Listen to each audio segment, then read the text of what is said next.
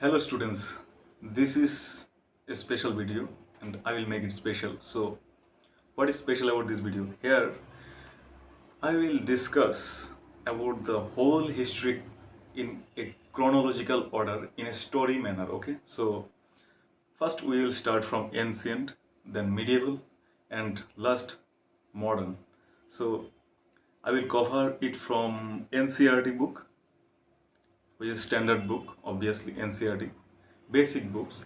So history is a vast syllabus and we all know about that history is vast, and also the question comes from this history portion is also 4 to 5 in every government examinations, and in particularly in PCS, or if I can say that at least 25 20 50 questions come from history portion in WBCS preliminary examination. So the weightage is vast, and we always try to read history like the War of Polacy, 1757, Battle of Buxar, 64. This is not the right way to read a subject. So uh, first we have to understand the subject properly. That uh, what we are, what we need from this subject, what is the syllabus of the examination, and try to understand the various aspects of the syllabus, try to understand the various topics in a chronological manner, in a story format, that we can correlate history with us, okay, with our contemporary world and with our contemporary society. So first the syllabus, read the syllabus thoroughly, then take an overview about the entire book of history, and third, make some notes, make some point wise short crisp notes. Just like if I have a book of 30 pages, I have to make notes, maybe 5 to 6 page of short notes from 30 page, okay? So revise is always important. Practice, practice, practice is the key mantra. You can say it, that practice is the key, and revise will makes you more competitive. Okay, so let's start with the ancient Indian syllabus, and quickly I'll give an overview about the entire history in a chronological manner. Okay, this is an overview session, and in my upcoming video I will show about note making process, and I will show about the MCQ format questions which asked in the previous year question papers in various examinations, how they asked the questions and how to think about the answers, how to give answers. Okay, so there will not be problem. So firstly, we'll start from India, ancient India, and ancient India starts from the importance of the ancient India history. So what is the basic importance of the ancient India's history? तो हम लोग क्यों पढ़ना चाहिए ये history, ancient India, medieval India, modern India क्यों पढ़ना चाहिए हमें? What is the importance? Importance क्या है इसका? क्यों पढ़ो भाई? ये great question mark. Okay, so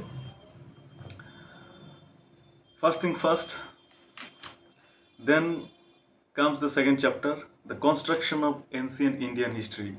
So we have history.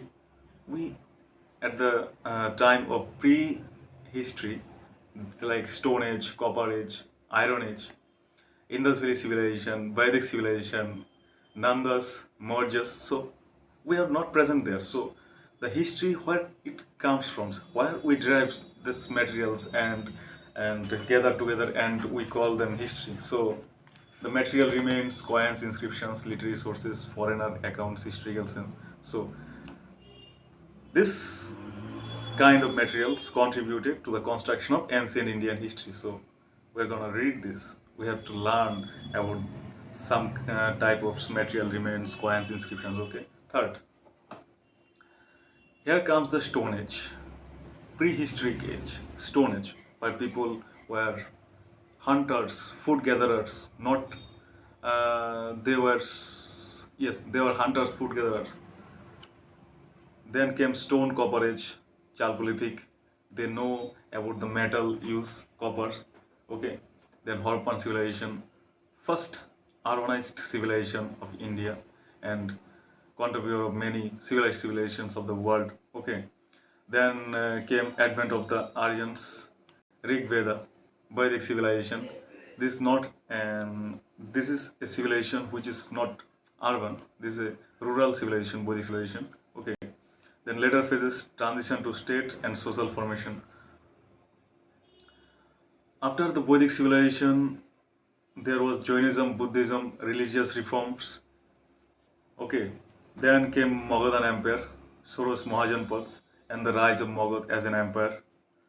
Various and different factors was responsible for the rise of the Magad, and we'll discuss about the rise of the Magad, the causes. Okay, various causes are involved.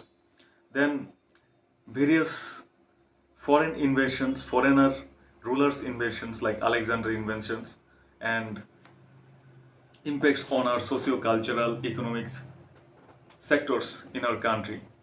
Okay, then came state of and Varna society in the age of Buddha, material life, administrative system, army and taxation. We'll discuss detailed. The age of Mauryas, Chandragupta Maurya, and we know about the name Chanakya.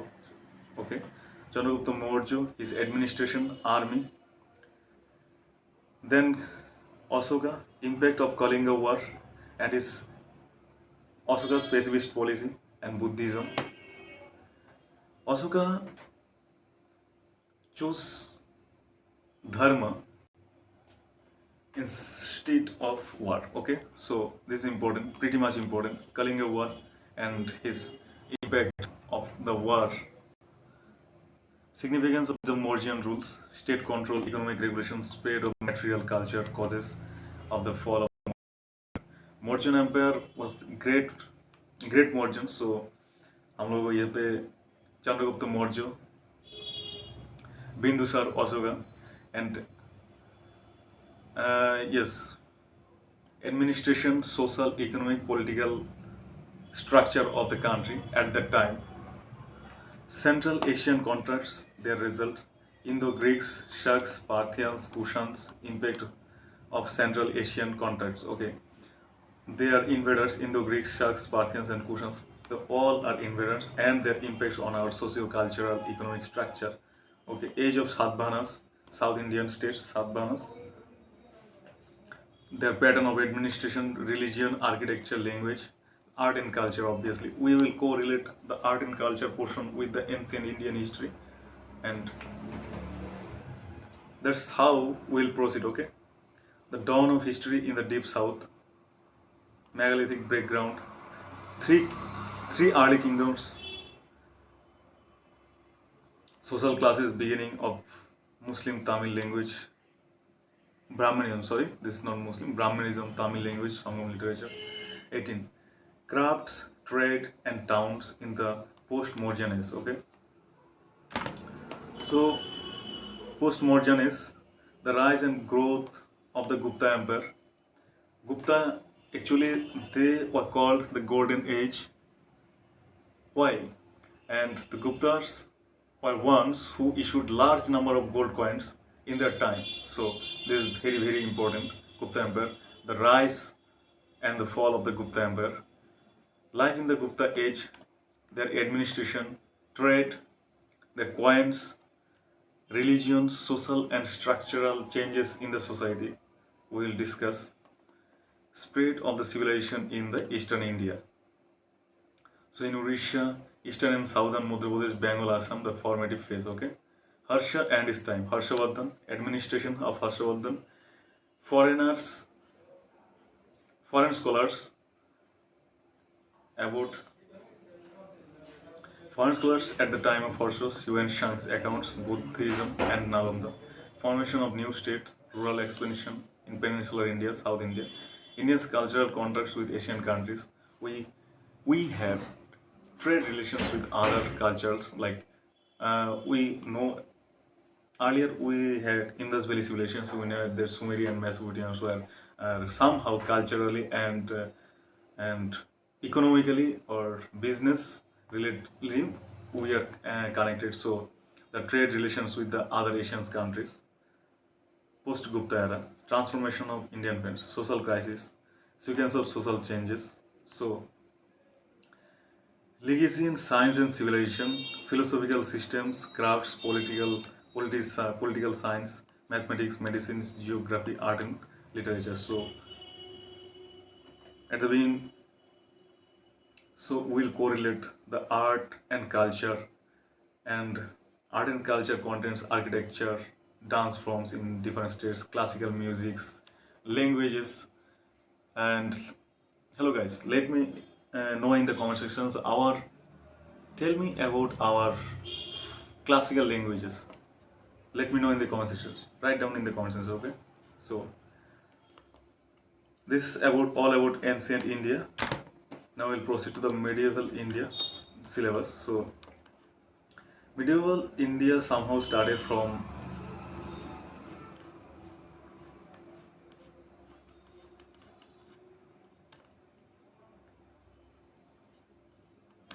Mughal Empire. Okay.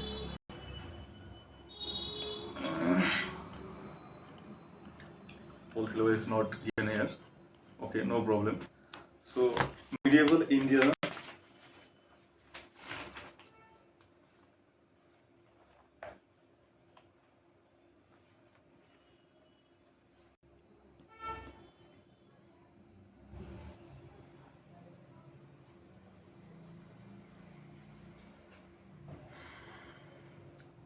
medieval in India after the post-Gupta era. Post-Gupta era, there was the rise of Sultanate in Delhi, and we can consider the medieval India from 1200 AD. Okay, so the slave dynasty, Khilji, Tughlaq, Sayyid, and Lodi dynasty, and their administration, important changes in their social and structure, like uh, Alauddin Khilji's transformation in administration. Then came provincial kingdoms, the emergence of provincial kingdom, Vijayanagar, Bahamani, independent kingdoms of Deccan. We'll discuss comprehensive study. Okay, so religious movements, then came Bhakti, Sufism, to lessen the burden of religion on common people. Then came Mughal dynasty in the scene.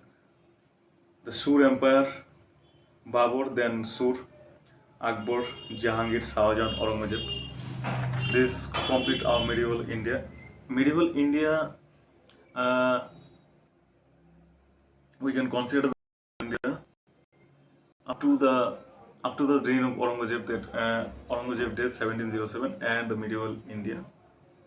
You can say 1707, the starting of modern India.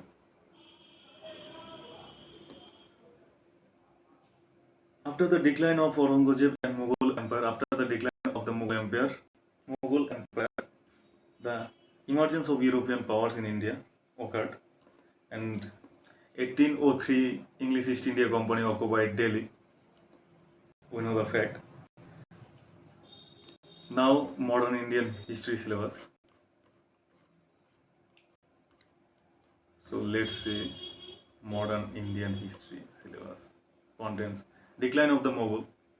1707, after the death of Aurangzeb, Mughal Empire was shrunk and was only in surrounding areas of Delhi. Okay, so the decline was started in the reign of the Aurangzeb, but somehow after the death of Aurangzeb, the decline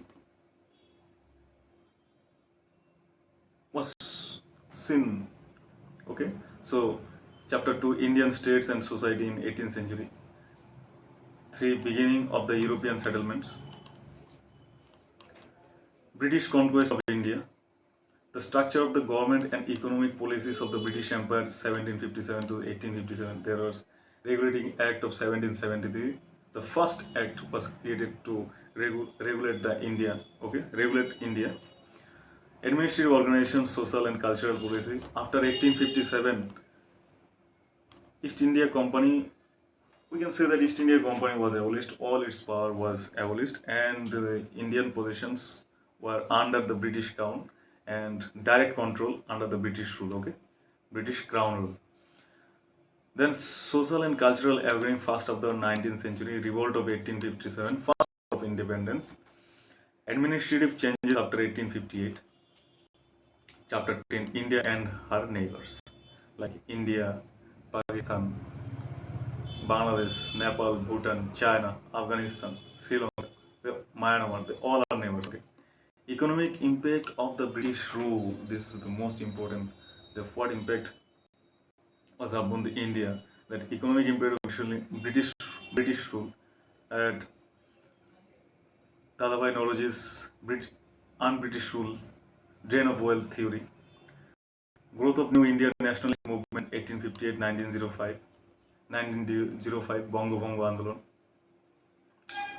growth of new India religious and social reforms 1858, nationalist movement 1998, struggle for Swaraj 1915, and struggle for Swaraj up to 1947, 15 August. Okay, so this is the whole syllabus. I will cover the entire history syllabus topic wise, and after completing this whole chapter of this history, we'll discuss some MCQs related to these topics, and which is also exam oriented. Most important MCQs will be discussed, and the question here is, in the next video I will talk about how to make notes, how to make short and crisp notes, which is much short. Okay, so at the time of the examinations, we can revise it repeatedly, revise and revise and revise. This is the key to the success. Okay, so if you want to make some important and some crisp notes, short notes, then please subscribe our channel. Thank you.